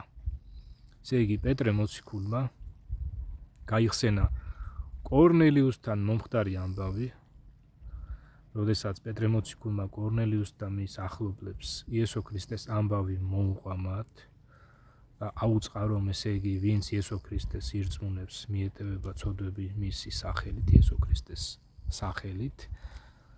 გულთამხილავი ღმერთი ემოწმა მათ, ესე იგი, გულთამხილავმა ღმერთმა კორნელიუსის გულში, ასე ვთქვათ, მის გონებაში და მისი ახლობლების გონებაში ხო დაინახა, აი მათ გულში ხო იყურებოდა და დაინახა, რომ მათ ირწმუნეს, ისე რომ მათ ხმაც კი არ ამოუღიათ, კარგი იქნება, რომ ესეც წავიკითხო. მათ ხმაც კი არ ამოუღიათ, რომ გულთამხილავი ღმერთი ემოწმა მათ, ღმერთმა დაინახა, რომ მათ ირწმუნეს და ღმერთმაც დაამოწმა, იმით რომ სულიწმინდა მისცა მათ და სასწაულიც კი მოახდინა, რომ სხვადასხვა ენებზე აალაპარაკა, რომ ეს ცხადად პეტრე მოციქულმაც გაიგო და მასთან მყოფმა 6 ებრაელმა წინათ დაცვეთილმა ქრისტიანმა ძმამ, წარმოშობით ებრაელმა. აგრძელებს პეტრე მოციქული, ამრიგად რწმენით, რომ გაწმინდა მათი გულები, არაფრით განუსხვავები ვართ ერთმანეთისგან. აი ყურეთ, ესე იგი, იესო ქრისტესადმი რწმენით განწმინდა ამ იტალიელების გულები, მათ რომ იესო ქრისტეს ირწმუნეს, აი ამით განწმინდა რწმენით, აი დააგვირდით ამას. რწმენით რომ განწმინდა მათი გულები და არა რაღაცა რიტუალებით, არაფრით განუსხვავები ვართ ერთმანეთისგან. მას ახლა რაღაც გამოსდით ღმერთს, რად გინდათ მოწაფეებს ქედზე დაადგათ უღელი, რომლის ტარება ვერც ჩვენ შევძელით და ვერც ჩვენმა მამებმა, მაგრამ ჩვენ გვწამს, რომ უფალ იესო ქრისტეს მადლით გადავრჩებით ჩვენც და ისინიც. დადუმდა მთელი კრებული, უსმენდნენ ბარნაბასა და პავლეს, რომლებიც ყვებოდნენ რა სასწაულები და ნიშები მოახდინა ღმერთმა მათი ხელით წარმართებს შორის. ამრიგად მე გავიგე შესანიშნავად ის, რომ საერთოდ ეს მღვდლები ხო ღმერთს არ დაუდგენია, იქ მღვდლები არ იყვნენ, იქ რა მღვდლები არ დადიოდნენ და მღვდლები არ ნათლავდნენ ვინმეს, იქ მოციქულები დადიოდნენ და აი პეტრე მოციქულმა სიტყვიერად უქადაგა კორნელიუს და მის იტალიელ ახლობლებს, ვინც იყვნენ ახლა ზუსტად ყველა იტალიელი იყო თუ სხვა კიდე სხვა ეროვნებისაც ერია, ახლა მე არ ვიცი, მაგრამ იქ მისი ახლობლები იყვნენ და სავარაუდოდ მათი უმრავლესობა იტალიელი იქნებოდა. წარმართები იყვნენ რა, ზოგადად ესე იგი არაებრაელები იყვნენ და იქ ზოგი იტალიელი იქნებოდა თუ რაღაცა სხვა ერის წარმომადგენელიც იქნებოდა, მე არ ვიცი. როდესაც ეს გავიგე, რომ პეტრე მოციქულმა მათ უქადაგა იესო ქრისტეს ამბავი, ისე რომ პეტრე არც კი შეხებია მათ, არც რაიმე რიტუალი ჩაუტარებია, არამედ მხოლოდ იესო ქრისტეს ამბავი აუწყა მათ ირწმუნეს პეტრეს ნალაპარაკები და თავად უფალმა მონათლა ისინი სულიწმინდით. ამავდროულად იქ პეტრემ ამის შემდეგ უბრძანა მათ, რომ ნათელი ეღოთ იესო ქრისტეს სახელით, ესე იგი წყლითაც მონათლული იყვნენ, მაგრამ არც იქ ჩანს ის, რომ აი პეტრემ წყალში პეტრემ მონათლა და რაღაცა, ხო, ესეთი რამ არ ჩანს. შემდეგ მე კორინთელთა მიმართ პირველი წერილიდან გავიგე ის, რომ თურმე ქალაქ კორინთოში მცხოვრები ქრისტიანების უმრავლესობა წყლით არ იყო ნათელღებული. წყლით მონათლული არ იყო. პეტრე მოციქული, აი წაგაკითხებთ აი ამასაც. მოდით და გავყვეთ აი ამას და შემდგომ გავაგრძელებ ამ ჩემი ისტორიის მოთხრობასაც, რომ მთლიანად ეს გავიდე ბოლომდე. აი ეს არის კორინთელთა მიმართ პირველი წერილი, სადაც პირველივე თავში პავლე მოციქული საუბრობს ამ ნათლობასთან დაკავშირებით. თავიდან ახლა წარმოუდგენს თავის თავს, პავლე ღვთისნებით ხმობილი მოციქული იესო ქრისტესი და სოსთენე ძმა, ღვთის ეკლესიას, რომელიც არის კორინთოში, ქრისტე იესოს მიერ გაწმენდილთ და ხმობილ წმინდად, ყველასთან ერთად, ვინც ყველგან მათთან თუ ჩვენთან მოუხმობს ჩვენი უფლის იესო ქრისტეს სახელს. მადლი თქვენდა და მშვიდობა ჩვენი მამა ღმერთისა და უფალ იესო ქრისტესაგან. მარადჟამ მადლობ ღმერთს თქვენს გამო ღვთის მადლისათვის ქრისტე იესოში რომ მოგეცათ, რადგანაც ყოვლითურთ გამდიდრდით მასში ყოველგვარი სიტყვით და ცოდნით. ვინაიდან ქრისტეს მოწმობა განმტკიცდა თქვენში, ასე რომ არ გაკლიათ რაიმე ნიჭი, აქ არავითარი ნიჭი წერია, მაგრამ ეს როგორც ჩანს ტექსტობრივი წინააღმდეგობა, არ გაკლიათ რაიმე ნიჭი. ესე უნდა ეწეროს. ქართულში ესე უფრო ის არის, რა ქვია, ეს აზრობრივად შიდა წინააღმდეგობას შეიცავს ეს, რომ არ გაკლიათ არავითარი ნიჭიო. არ გაკლიათ რაიმე ნიჭი, ეხლა მას გადავახტები, არ გავჩერდები ამაზე დიდი ხანი. არ გაკლიათ რაიმე ნიჭი და მოელით ჩვენი უფლის იესო ქრისტეს გამოცხადებას, ვინც გამტკიცებთ ბოლომდე, რათა უმწიკვლოვნი იყოთ ჩვენი უფლის იესო ქრისტეს დღეს. სარწმუნოა ღმერთი, რომელმაც გიხმოთ, რათა ეზიაროთ მის ძეს, ჩვენს უფალს იესო ქრისტეს. მაგრამ შეგაგონებთ ძმანო, ჩვენი უფლის იესო ქრისტეს სახელით, რომ ყველას ერთი გქონდეთ სათქმელი და ნუ იქნება თქვენს შორის განხეთქილება, არამედ გაერთიანდით ერთი გონებით და ერთი აზრით. რადგანაც ქლოეს სახლეულთაგან მეუწყა ძმანო ჩემნო, რომ დავაყოფილა თქვენს შორის. იმას გულისხმობ, რომ ყოველი თქვენგანი ამბობს, მე პავლესი ვარ, მე აპოლოსისა, მე კეფასი, მე კი ქრისტესიო. ნუ თუ გაიყო ქრისტე, ან იქნებ პავლე ეცვა ჯვარს თქვენი გულისთვის, ან და ნათელი იღეთ პავლეს სახელით. დააკვირდით ახლა ამას, წყლით მონათლაზე ესაუბრება ახლა ამათ. მადლობას ვწირავ ღმერთს, რომ არც ერთი თქვენგანი მომინათლავს გარდა კრისპუსისა და გაიუსისა, რათა ვერავინ თქვას, რომ ჩემი სახელით მოვნათლე. მოვნათლე აგრეთვე სტეფანას სახლის, იგი სტეფანას ოჯახი. არ ვიცი მათ გარდა თუ მოვნათლე ვინმე. და მიზეზი ახლა ამისი. რადგან ქრისტეს ნათლის ცემად კი არ მოუვლენი ვარ, არამედ სახარებლად, მაგრამ არა სიბრძნის სიტყვით, რათა არ გაუქმდეს ქრისტეს ჯვარი. და მე ახსენ აგრძელებს ამას, რომ ეს ჯვრის სიტყვა სიშლეგეა წარწმენდილთათვის, ხოლო ჩვენებ ხსნილთათვის ძალა ღვთისა, რადგანაც დაწერილია, შევმუსრავ ბრძენთა სიბრძნეს და გონიერთა გონიერებას უკუვაგდებ. ხო, ეს აქ გავჩერდები.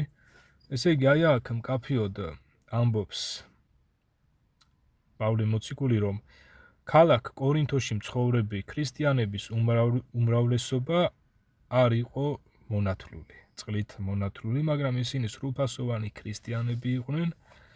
ესე იგი, ეს წყლით მონათლა აღარ იყო ამ დროს აუცილებელი და აი ამას ჩვენ თუნდაც ვიგებთ იმ ავაზაკის მაგალითზე, რომელმაც მოინანია და ეს ადგილიც მინდა გაჩვენოთ. ის მონანიე ყოფილი ავაზაკი უკვე, რომელმაც იესო ქრისტე ირწმუნა, ის წყლით მონათლული არ იყო. განახით აი ამასაც და შეხედეთ ლუკასთან 23 თავის 39 მუხლიდან წავიკითხავ, რომ ერთი ჯვარცმული ბოროტმოქმედი, ესე იგი ორი ბოროტმოქმედი აცვეს ჯვარს ქრისტეს აქეთ-იქით, მარჯვნივ და მარცხნივ, ასე ვთქვათ, და ერთი ჯვარცმული ბოროტმოქმედი აგინებდა მას იესოს და ამბობდა, თუ შენ ხარ ქრისტე, იხსენი შენი თავი და ჩვენც. ხოლო მეორე ავაზაკი, მეორე ბოროტმოქმედი, ესე იგი, მეორე კი რისხავდა და ეუბნებოდა იმ მეორე ბოროტმოქმედს, ეს პირველ ბოროტმოქმედს, უпроსტად. მეორე რისხავდა პირველს და ეუბნებოდა, ღმერთის მაინც არ გეშინია, რადგანაც მისებრ დასჯილი ხარ? ჩვენზე ახია, რაც დავთესეთ, იმასვე ვიმკით. ხოლო მას არაფერი ცუდი ჩაუდენ, ესე იგი მას არ ჩაუდენია რაიმე ცუდიო. და უთხრა იესოს, მომიხსენე მე უფალო, როცა მიხვალ შენს სასუფეველში. ხოლო იესომ მიუგო მას, ჭეშმარიტად გეუბნები შენ, დღესვე ჩემთან ერთად იქნები სამოთხეში. დააგვირდით ახლა ამას, დააგვირდით აი ამას, რომ აქ ამ ავაზაკმა თავისი დანაშაული აღიარა, თავისი ცოდვილობა აღიარა. მოინანია, ესე იგი, ნამდვილად აღიარებდა და იესო ირწმუნა თავის מחსნელად. იესო ქრისტეს ირწმუნა მან.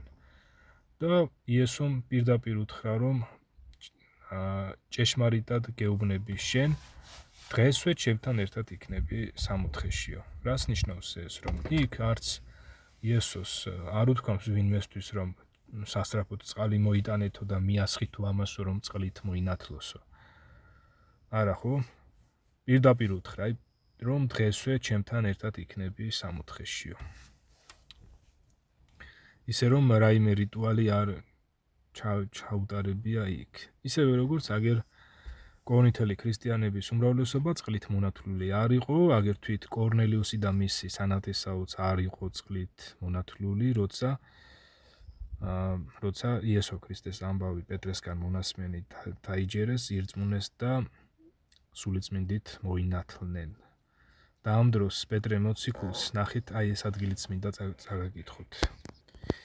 აი აქ მოციქულთა საქმეების მე-11 თავის მე-13 მუხლიდან წავიკითხავ, აქ არის რა არის, ესე იგი, როდესაც პეტრე მოციქული კორნელიუსისგან გამოვიდა და წავიდა იერუსალიმში, იქ ებრაელებმა რო საყვედურები დაუწყეს, რომ წარმართთან შეხვედიო, ისაო, უსაყვედურეს, ესე იგი, რომ კორნელიუსთან მივიდა და მან უამბო, რაც მოხდა, როგორ მივიდა კორნელიუსთან და ამბობს, ესე იგი, პეტრე მიმართავს ებრაელ მორწმუნეებს, წინადაცვითილ მორწმუნეებს, რომ კორნელიუსმა, მან გვიამბო, როგორ იხილა შინ ანგელოზი, თავისთან ანგელოზი, ესე იგი, სახლში ყოფნის დროს ანგელოზი როგორ იხილა, რომელიც დადგა და უთხრა მას, იოპეში გაგზავნე ხალხი და უხმე სიმონს პეტრედ წოდებულს, ის გეტყვის სიტყვებს, რითაც ცხონდებით შენსა და მთელი შენი სახლიც. ლაპარაკი რომ დავიწყეო, პეტრე ამბობს, სულიწმინდა გადმოვიდა მათზე, ისევე როგორც ჩვენზე თავდაპირველადო. მაშინ გამახსენდა სიტყვა უფლისა, რომელმაც თქვა, იოანე წყლით ნათლავდა ხალხს, თქვენ კი სულიწმინდით მოინათლებით.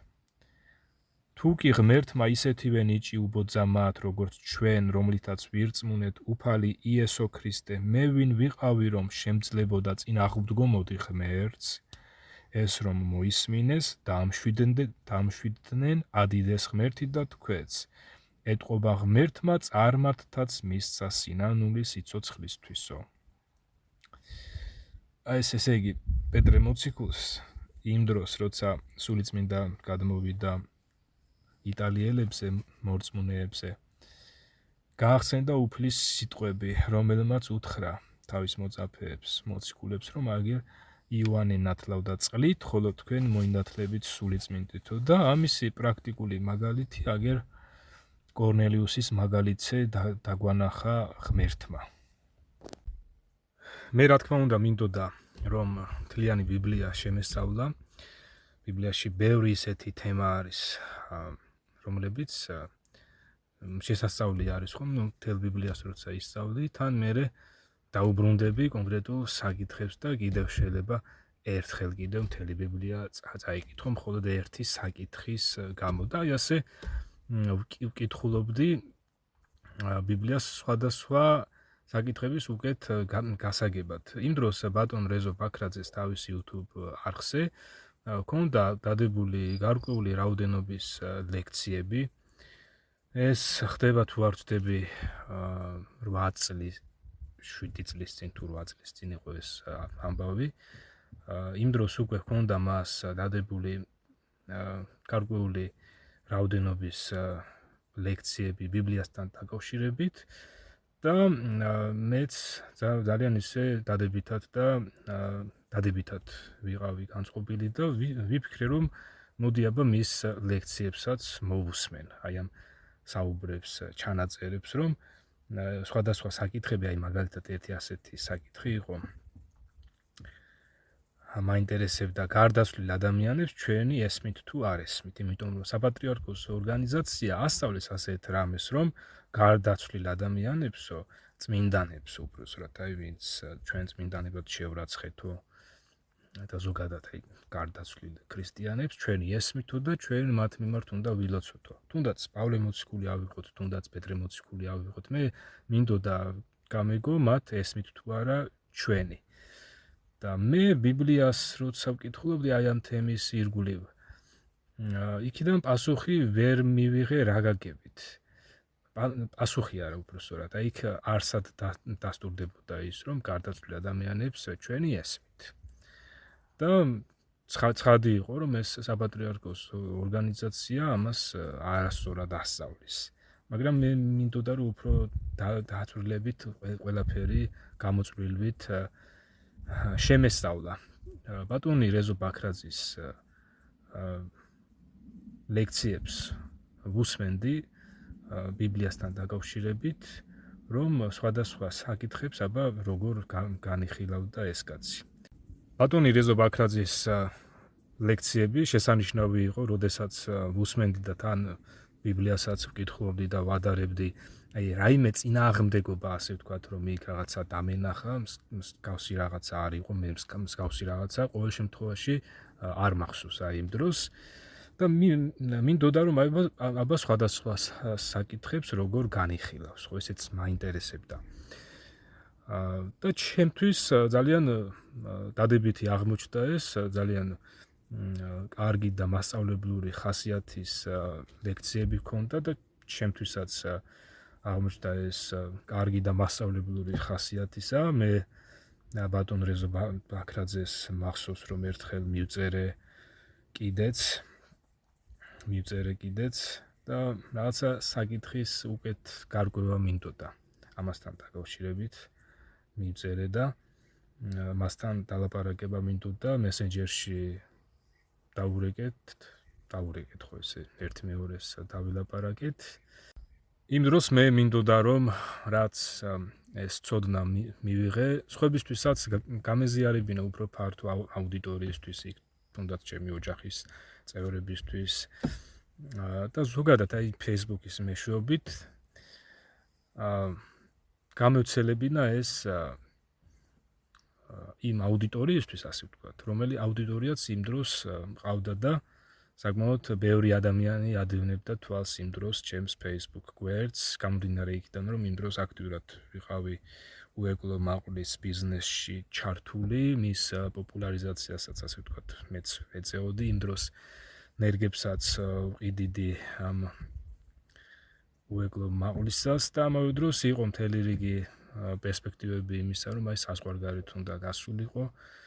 და მე როგორც გავიგე, საზღვარგარეთ ისედაც გავიდა ევროპაში, იყო პერსპექტივა რომ გასულიყო და მე გავიგე რომ თურმე კონი ჩეხეთის თუ არ ვწდები თუ სწორად მახსოვს ჩეხეთის რესპუბლიკაში გაიტანა ერთმა ბიზნესმენმა იგი თვითონ დამიკავშირდა და თვითონ მითხრა ეს, მაგრამ აი იმ დროს უკვე ისე აქტიურად აღარ ვიყავი ამ მაყვლის ბიზნესში ჩართული, იმიტომ რომ აი ესე იგი იმდენად ძლიერი ზეგავლენა მოახდინა ღმერთმა და მისმა წერილმა ჩემზე, რომ მინდოდა რომ ეს სხვებისთვისაც გამეზიარებინა, იმიტომ რომ ბევრ ადამიანს ვიცნობდი იმ დროს ჩემი საქმიანი ურთიერთობებიდან გამომდინარე ისედაც ყველგან ნათესავებიც მყავდა, იქ ახლობლები ისინი ესენი და მინდოდა რომ მათთვისაც ეს ინფორმაციები მიმეწოდებინა. მე ვისწავლე და ეხლა მე ვისწავლე და სხვა უცოდინარად დამეტოვებინა იმ თვალსაზრისით რომ სხვებისთვის ინფორმაცია არ მიმეწოდებინა, ესე არ მინდოდა და დავინახე რომ ესე იგი მთელი ეს საქართველოს მოსახლეობა უმრავლესობა ესე ფონი ჩანდა ასე და რომ ესე იგი საქართველოს მოსახლეობის დიდი ნაწილი ამ საპატრიარქოს ორგანიზაციასთან დადის, რომელიც ღმერთს არც კი დაუწესებია, ღმერთს ამათთვის არ დაუვალებია ვინმეს მონათვლა, ღმერთს არ დაუვალებია ამათთვის რაღაცა რიტუალების ჩატარება და მით უმეტეს მოსეს რჯული როცა წავიკითხე, ესე იგი ბიბლიის პირველ 5 წიგნს ეწოდება მოსეს 5 წიგნეული, ებრაულად თორა ეწოდება. კონკრეტულად აი ამ ნიუანსების შესწავლაში დამეხმარა ბატონი რეზო ბაქრაძის ლექციები, რაც მას YouTube-ზე აქვს დადებული, რომ ეს ებრაულად თორა ქვია ამას, ესე იგი ხალბატონი ნატალია საუბრობდა ხოლმე ამასთან დაკავშირებით და ბატონი რეზო ბაქრაძეც აგერ შესანიშნავად საუბრობდნენ ამასთან დაკავშირებით, აი ამ დეტალებში, ნიუანსებში, რაც ახლა ბიბლიაში პირდაპირ ესე არ არის მოცემული, რომ თორა ჰქვია მას, რომ ებრაელები თორას ეძახიან და რაღაცა და აი ამ საკითხებში, აი ამ ნიუანსებში ძალიან დამეხმარა ბატონი რეზო ბაქრაძის ეს YouTube არხი, რისთვისაც ღმერთსაც მადლობას ვუხდი და ბატონ რეზო ბაქრაძესაც ეს ძალიან მნიშვნელოვანია რომ ეს აღნიშნო. ხო და როდესაც ეს გავიგე რომ ესე იგი საპატრიარქოს ორგანიზაცია ფაქტიურად მოსახლეობას ატყუებდა, მეც მოტყუებული ვიყავი, ამდენი ადამიანი ესე მოტყუებული იმ მიზეზით რომ ბევრ მათგანს ბიბლია წაკითხული არ ჰქონდა. ეს ახლა მე გავიგე და ეხლაც ვიცი აგერ ბევრი ადამიანისთვის მიკითხავს, აბა ბიბლია გააქვს წაკითხული, ღვთის წერილი გააქვს წაკითხული და უთქვამთ რომ არა გვაქვს. მაგრამ მაინც საპატრიარქოს ორგანიზაციას ესე ბრმად მისდევენ სხვადასხვა საკითხებში. შეიძლება არ დადიოდეს მღვდელთან ყოველ კვირა ამ წირვებზე, მაგრამ სამაგიეროდ თავისი შვილი მიყავს მღვდელთან, რომ აი მღვდელს მოანათვლინოს. იქ ეგრეთ წოდებულ ჯვრისწერის რიტუალში იღებს მონაწილეობას. და ასე შემდეგ და ფონი ისეთია, რომ მაინც საქართველოს მოსახლეობა თანამშრომლობდა და დღესაც მოსახლეობის გარკვეული ნაწილი თანამშრომლობს ამ საპატრიარქოს ორგანიზაციასთან, რომელი ორგანიზაციაც ღმერთს არ დაუწესებია. და მინდოდა რომ ეს ინფორმაციები ჩემი ასე ვთქვათ აი ამ აუდიტორიისთვის, იმ ადამიანებისთვის, ვინც ჩემს Facebook-ს აკვირდებოდა, გამეზიარებინა ეს ინფორმაციები და იმ დროს ძალიან ასე ვთქვათ დიდი დოზით ჩამოშორდი ჩემს აგრობიზნესს.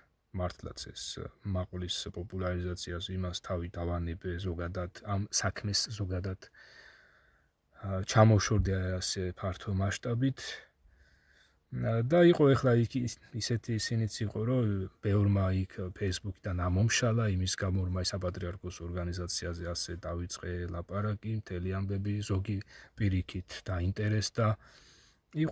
იყვნენ ისეთებიც იყვნენ, ასეთებიც იყვნენ თქვათ. მაგრამ მე გურწფელი სურვილი მომძრავებდა ღმერთი ამისი მოწმე ღმერთმა იცის, რომ გულწრფელი სურვილი მამოძრავებდა იმისა, რომ მე რაც ვისწავლე, ეს მოსახლეობისთვისაც გამეზიარებინა. იმ დროს საკმაოდ ბევრ ადამიანს ვიცნობდი და მინდოდა რომ აი მათთვისაც ინფორმაცია მიმეწოდებინა და ეს სწორიც არის ახლა შენ როცა გაიგე სასიკეთო ინფორმაცია, ასეთი სასიცოცხლოდ აუცილებელი ინფორმაცია, სხვებსაც უნდა გაუზიარო და სწორი არ არის, რომ მხოლოდ შენთვის შეინახო. და ამრიგად მეც ვცდილობდი იმას, რომ აგერ მთელი ჩემი, ესე იგი, დროის დიდი ნაწილი მივმართე აი აქეთკენ და მადლობა ღმერთს, რომ აი აგერ იგი მამოქმედებდა, ასე ვთქვათ, და ეს ამას იმიტომ ვიძახი, რომ ადამიანს არ შეუძლია ღვთის გარეშე ღვთის სწავლების გავრცელება. იმიტომ რომ ჯერ ერთი ვიტყვი იმას, რომ აი პრაქტიკულად მე რაიმე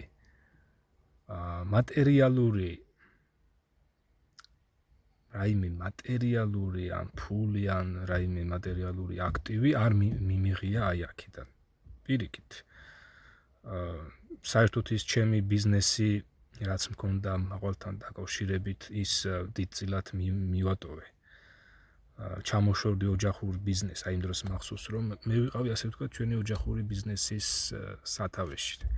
ჩამოშორდი ფაქტიურად იმას, ჩემმა ძმამ გადაიბარა, ასე ვთქვათ, და მე ეს ჩემი დრო მივმართე აი აქეთკენ, რომ ფართო საზოგადოებისთვის, ჩემი აუდიტორიისთვის საღვთო წერილის სწავლება გამეზიარებინა და მოსახლეობისთვის მომეწოდებინა, რომ ბიბლია წაეკითხათ და აი აქეთკენ მივმართე ჩემი დრო, ასე ვთქვათ.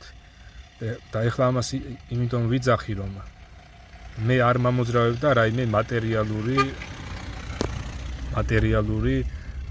რაიმე მიზანი. არც ის მამოძრავებდა, რომ აი მე ვიღაცის თვალში გამდიდებულიყავი და შემომხედეთ და აი რამდენი ვიცი და რაღაცა და ეხლა თქვენც გასწავლოთ და რაღაცა, ასე არ არის. მე მამოძრავებდა და ეხლაც მამოძრავებს ის, რომ აგერ რაც შეიძლება მეტმა ადამიანმა საღვთო წერილს მოგიდოს ხელი, ისწავლოს და რასაც იესო ქრისტე გვასწავლის, აი ის დაიჭიროს აი იმას გაყვეს და სხვადასხვა ცრუ რელიგიურ ორგანიზაციებს ჩამოშორდნენ, იმიტომ რომ ისეთი რელიგიური ორგანიზაცია, როგორც ვთქვათ, არის საპატრიარქოს ორგანიზაცია და არა მხოლოდ ეს ორგანიზაცია, სხვებიც არიან, რომლებიც ღმერთის წერილის საწინააღმდეგოდ ასწავლიან და არ მისდევენ ღმერთის წერილის სწავლებას, ეს ორგანიზაციები თავიანთ მსმენელებსაც არასწორად ასწავლიან, არასწორ ინფორმაციებს ასწავლიან და ესენი ფაქტიურად არ უშვებენ იესო ქრისტესკენ. თუნდაც საპატრიარქოს ორგანიზაცია რაღაცეებს ასწავლის ბიბლიიდან, იყენებს ბიბლიას, მაგრამ თავის ცრუ სწავლების საფუარსაც ურევს თავის საუბრებში და ფაქტიურად მოსახლეობა შეჰყავს შეცდომაში. და აუცილებელი არის, რომ აი ეს ფართოდ, საჯაროდ განიხილებოდეს და მე აი იქიდან მოყოლებული ვცდილობდი აი ამას. მე გარკვეული ხანი გავჩერდი მახსოვს, მაგრამ მე ისევ აგერ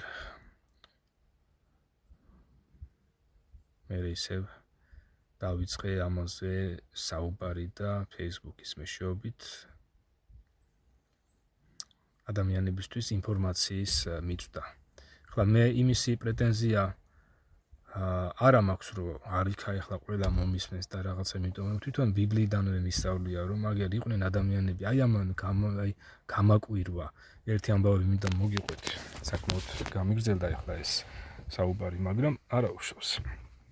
ერთი ამბავი მინდა მოგიყვეთ, როდესაც მე ვკითხულობდი ბიბლიის გამოსვლის წიგნს, გამოსვლას, იქ არის ერთი ამბავი ჩაწერილი, რომ მოსე როცა მთაზე იყო ასული უფალთან სალაპარაკოდ, იმ დროს, როდესაც უფალმა მოსეს ორი აღთქმის ფიქალი მისცა, 10 მცნება თვითონ ღმერთმა დააწერა მათზე, იმ ორ აღთქმის ფიქალზე 10 მცნება დააწერა მისცა მოსეს და აი იმ დროს ებრაელები, მოსახლეობა ისრაელიანები და მათთან ყოფნი იქ ვინც იყვნენ ზოგადად, მათ შორის აარონიც ქვემოთ ელოდებოდნენ მოსეს ჩამოსვლას და მოხდა ისე, რომ რაღაცა ხნით მოსეს შეაგვიანდა, ასე ვთქვათ.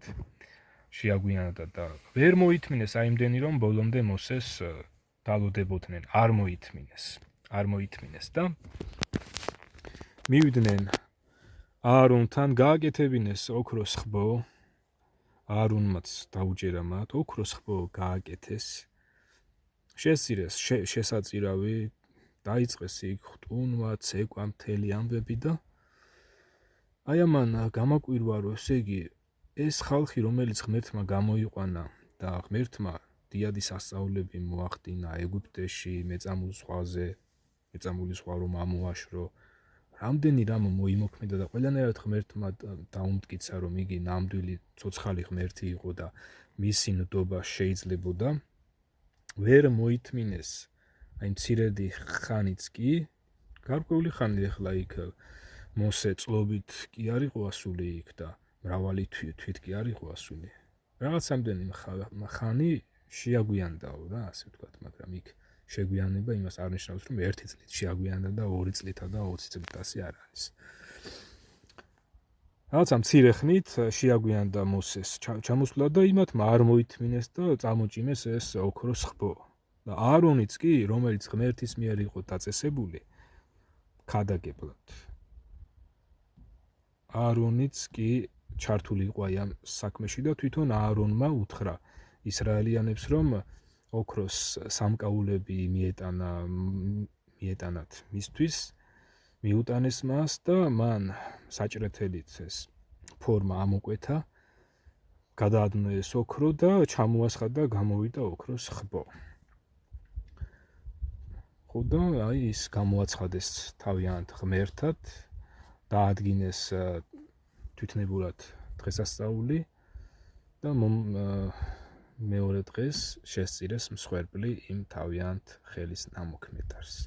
ეს იყო ისეთი ცოდვა ჩაიდინეს მათ, აი ამან გამაკვირვა რა, ესე იგი გაკვირვებული ვიყავი იმით, რომ მთელი მოსახლეობა აი ასე უცბად ღმერთს აი ამ მოკლე დროში განუდგა. მთელი მოსახლეობა რა, ეხლა იქ ვინც იყვნენ უმრავლესობა, ხო? თვით აარონიც კი. და როცა ეს გავიგე, ჩემთვის უკვე გასაკვირი აღარ იყო, რომ აი საქართველოშიც კი საპატრიარქოს ორგანიზაცია რომ ღმერთის სწავლებას არ მიჰყვება. მით უმეტეს აგერ ქრისტეს შობიდან მოყოლებული რამდენი ხანი გავიდა, ქრისტეს მკვდრეთით აღდგომიდან მოყოლებული რამდენი ხანი გავიდა დღევანდლამდე და საპატრიარქოს ორგანიზაცია რო ტრაბახობს ხოლმე, რომ აი ჩვენ ყველაფერი შეურყვნელად შემოვინახეთო, ეს არასწორია. თქვენ თვითონ აბა შეისწავლეთ საპატრიარქოს ორგანიზაციის სწავლებები, შეისწავლეთ ღვთის ბიბლია და თქვენ თვითონ შესანიშნავად გაიგებთ, რომ ეს საპატრიარქოს ორგანიზაციის მხრლები და ეს ორგანიზაცია ზოგადად იტყუება. ამათმა ყველაფერი შეურყვნელად არ შემოინახეს. ხო და აი ეს რომ გავიგე ბიბლიიდან ბევრი მაგალითი იყო ასეთი, იგივე მსაჯულთა წიგნიდან, მსაჯულებსაც რო კითხულობთ, ესეც ბიბლიის შემადგენელი ნაწილია. ბიბლია რო იწყება დასაწყისში, ესე იგი პირველი არის დაბადება, მერე გამოსვლა, მერე ლევიანნი, რიცხვი, შემდეგ მეორე რჯული, შემდეგ იესონავესძე და იესონავესძე და შემდეგ არის ეს საჯულები. საჯულები რომ წავიკითხე, იქაც აი გაკურებული ვიყავი რა, ღმერთს ეს მთელი თავისი მცნებები ჩაწერილი ქონდა აი ამ წიგნში, ისრაელიანებს ქონდათ ღვთის წერილი, ღვთის სწავლება, მაგრამ მრავალჯერ ისინი გადაუხვევდნენ ხოლმე ღვთის სწავლებას და ხან რომელ ცრუხთაებას ეთაყვანებოდნენ, ხან რას აკეთებდნენ, ხან რას, ისეც რაც ღმერთს არ მოსწონდა. მრავალჯერ სხვადასხვა დროს ისინი გადაუხვევდნენ ხოლმე გზიდან, ღმერთი სხვადასხვა მტრების ხელში ჩაყრიდა ხოლმე ისრაელიანებს, შემდეგ როცა ისრაელიანები მოუბრუნდებოდნენ თავიანთ უფალს, ღმერთი მათ შემწეთ და მხსნელად მოულენდა ხოლმე ამა თუ იმ საჯულს. და აი ეს ისტორიები რომ გავიგე რომ ისტორიის განმავლობაში ადამიანები ხშირად ღალატობდნენ ღმერთს და ჩემთვის უკვე ნათელი გახდა ნათელი მოეფინა აი ამ საკითხსაც რომ დღეს რომ სხვადასხვა რელიგიური ორგანიზაციები არიან უკვე აღარ მიკვირდა ესენიც რომ ღმერთს ღალატობენ და აი ამიტომ მე არც ეხლა მიკვირს ეს და მე ხარბად დაწაფებული ვიყავი, დავეწაფე და ეხლაც დაწაფებული ვარ ღვთის წერილს და ეხლაც ხშირად გითხულობ მას და თქვენც იგივეს გირჩევთ. თქვენ თვითონვე აგერ ღმერთი გასწავლით. და ჩემი ეს, ასე ვთქვათ, ჩემი ეს მოქმედებები, რითაც აგერ ღმერთი მეც მიყენებს ხო აი ასე ისე როგორც აგერ ბატონი რეზო ბაქრაძე გამოიყენა იმისათვის რომ ჩემთვის თუნდაც ეს აი ელემენტარული ინფორმაცია მოეწვდინა ბიძგი მოეცა ჩემთვის აი ამ ინფორმაციით რომ აი სამღვდელო ინსტიტუტი არის გაუქმებული ეს ძალიან დიდი რამე იყო კარგი იყო ჩემთვის და ღმერთმა გამოიყენა ეს კაცი ბატონი რეზო ბაქრაძე და იგივე მეც როცა ამაზე ვლაპარაკობ თქვენ ბიბლიას მოკიდებთ ხელს და მე ასე ვთქვათ როგორც აი ღმერთმა გამომიყენოს ისე კი არა რომ მე წარმოვადგენ რაღაცა დიდი მასთან რაღაცა არა ეს არის საერთო აღშენებისათვის რომ რაც შეიძლება მეტი ადამიანი ეზიაროს ღმერთის სწავლებას იესო ქრისტეს სწავლებას და გადარჩეს ამიტომაც მოკიდეთ ხელი ბიბლიას ისწავლით და თვითონ ღმერთი გაგაგებინებთ რას გასწავლით იქ დაგემშვიდობებით ახლა